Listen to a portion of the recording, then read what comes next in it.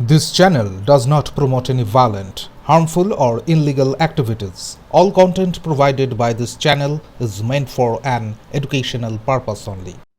আসানসোলের রাসডাঙ্গায় এক মহিলার রহস্যজনক মৃত্যু ও তার ছেলের অসুস্থতার ঘটনায় চাঞ্চল্য ছড়িয়েছে। এলাকাবাসীরা যুদিকা দাস ও আহত ছেলে অরবিন্দ দাসকে হাসপাতালে নিয়ে গেলে মাকে মৃত ঘোষণা করা হয় এবং ছেলেকে হাসপাতালে ভর্তি করা হয়। বাড়িতে 3টি পোষা কুকুরের মৃতদেহ উদ্ধার করা হয়েছে। সম্পত্তি সংক্রান্ত বিবাদের জেরে অশান্তির সম্ভাবনা রয়েছে বলে প্রতিবেশীরা জানিয়েছেন। পুলিশ ঘটনা তদন্ত শুরু করেছে। ছেলে সুস্থ হলে জিজ্ঞাসাবাদ করে বিস্তারিত জানা যাবে বলে জানিয়েছে প্রশাসন। কালকে রাত্রিবেলা মা আর ছেলে দুজনের ইনজুরি সমেত বডি রিকভারি করা হয়েছে। তো হসপিটালাইজ করার পর মাকে আপনার ডেড বলে ডিক্লেয়ার করে, আর ছেলে অ্যাডমিটেড আছে এখনও আন্ডার ট্রিটমেন্ট। একটা কমপ্লেনে আমরা আত্মহত্যা প্ররোচনা কেস করেছি, ইনভেস্টিগেশন চলছে। এফএসএলকে রিকুইজিশন পাঠানো হয়েছে, এফএসএল টিম আসবে, তারপরে কী আছে ডিটেলসে জানা যাবে। ছেলের কাছে কিছু জানতে পারলেন কি কারণে? না, এখনও জিজ্ঞাসা করার মতো অবস্থায় আসেনি। উনি অসুস্থ আছে, আন্ডার ট্রিটমেন্টে আছে। তো আমরা উনি সুস্থ হলেই জিজ্ঞাসাবাদ করবো। তখন আমি ঘটনাটা যাই না, এখানে লোক ছিল আর আমার মাও অসুস্থ, নিউরো পেশেন্ট। তো মাকে ডাক্তার দেখাতে আজকে সকালে নিয়ে গেছিলাম। তখন আমি ঘটনাটা শুনলাম যে এরকম মা আত্মঘাতী হয়েছেন এবং ছেলেটা হসপিটালে ভর্তি। মানে মাকে মেরে দিয়েছেন তাহলে? ওটা বলতে পারবো না। আচ্ছা, মা মৃত অবস্থা পড়েছিল তাহলে? মা মৃত অবস্থা করেছিল। এবার উনি মাকে মেরে নিজে আত্মঘাতী মা নিজে হয়েছেন সেটা জানি না। আপাতত যেটা জানি ছেলেটা হসপিটালে ভর্তি এবং মা মৃত। এবং 3টে কুকুরও? 3টে কুকুর ছিল। 3টে কুকুরকে নিয়েও খুবই ভালোবাসতো। কুকুর প্রাণী ভালোবাসতো, যে কোনো জীবকেও ভালোবাসতো। সেই কুকুরগুলোর কি হয়েছে সেটাও আমি জানি না। কিন্তু কি ধার দেনা প্রচুর ছিল? ধার দিনের ব্যাপারটা বলতে পারবো না। ওর বাবা ছিলেন স্কুল টিচার, মা ছিলেন school teacher, PCO school teacher. তাদের কিছু তো টাকা নিশ্চয়ই পেয়েছিল। এবার সেই টাকাগুলোর কী করেছে আমি জানি না। ও নিজেও ব্যাঙ্গালোরে চাকরি করতো। বাড়িওয়ালার সঙ্গে কি কোনো ঝামেলা? বাড়িওয়ালা তো নিজেই ভাড়াদারের ভাড়াদারের সাথে একটা কিন্তু ঝামেলা ছিল। এই একটা প্রজেক্ট নিয়েও অশান্তি চলছিল।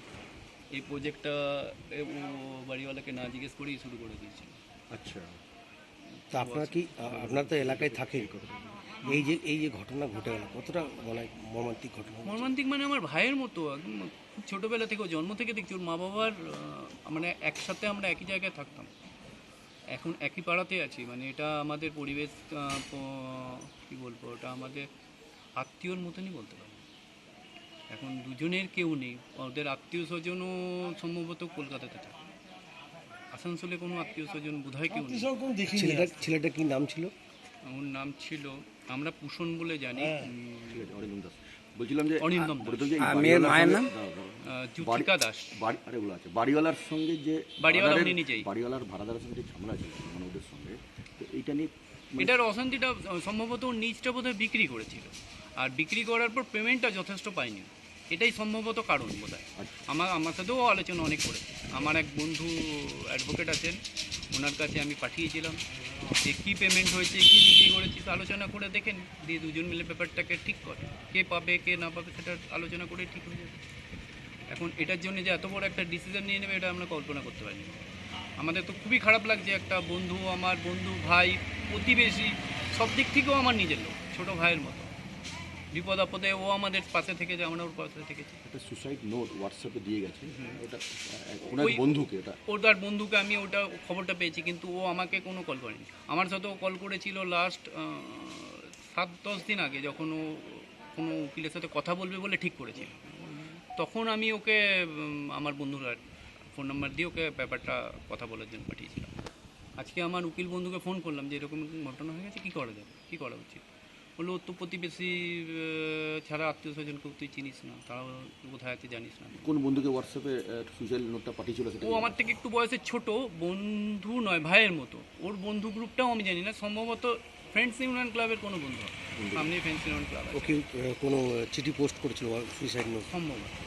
সম্ভবত আমি জানি না, কারণ আমি এই জন্য জানি না কি ওর বন্ধু আমি নয়, ফ্রেন্ড সার্কেলের মধ্যেও আমি নয়, শুনেছিলেন। সেই জন্য ওই সুসাইডাল নোটটা গেছে শুনেছি, কার কাছে গেছে সেটা